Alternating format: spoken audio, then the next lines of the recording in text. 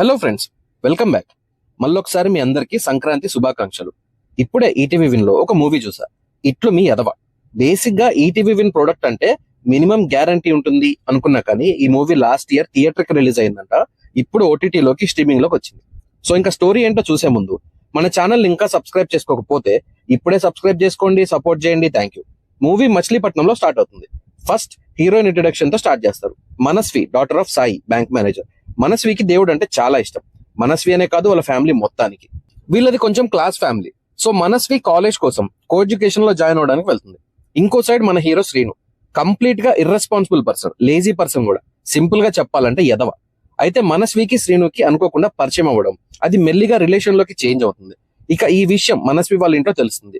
శ్రీను ఎదవ అని కూడా తెలుస్తుంది. అక్కడే మనస్వి వాళ్ళ ఫాదర్ ముందు శ్రీనుకు ఒక ఛాలెంజ్ వస్తుంది. మరి శ్రీను ఈ ఛాలెంజ్ లో విన్ అయ్యాడా? ఈ ప్రాసెస్ లో శ్రీను గురించి ఎవరికి ఏం తెలిసింది? అసలు వీళ్ళ లవ్ స్టోరీ ఎలా స్టార్ట్ అయింది? ఇంట్లో ఎలా తెలిసింది?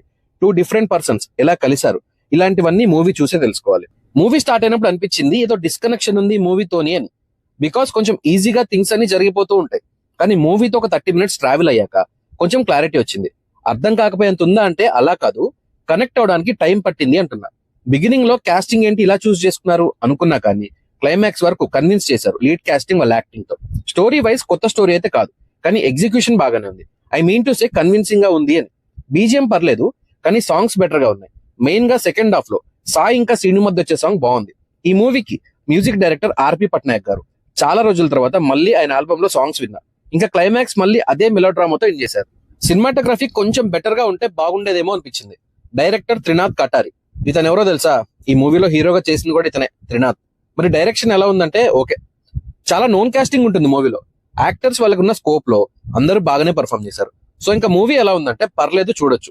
మస్ట్ వాచ్ అని చెప్పనులే, కానీ చూడడానికి ఏ మూవీ లేదు అన్నప్పుడు ట్రై చేయొచ్చు. ఒకటైతే గుర్తుపెట్టుకొని స్టార్ట్ చేయండి, మూవీ ప్రెడిక్టబుల్ గానే ఉంటుంది. కొత్త స్టోరీ గానీ కొత్త కొత్త ట్విస్ట్లు గానీ ఎక్స్పెక్ట్ చేయకండి. మీరు మూవీ చూడాలనుకుంటే ఈటీవీ విన్ లో తెలుగులో అవైలబుల్ గా ఉంది. మీరు మూవీ చూస్తే మీ ఒపీనియన్ ని కామెంట్స్ లో మెన్షన్ చేయండి. నా రివ్యూ నచ్చితే సబ్స్క్రైబ్ చేసుకోండి. Thank you for watching.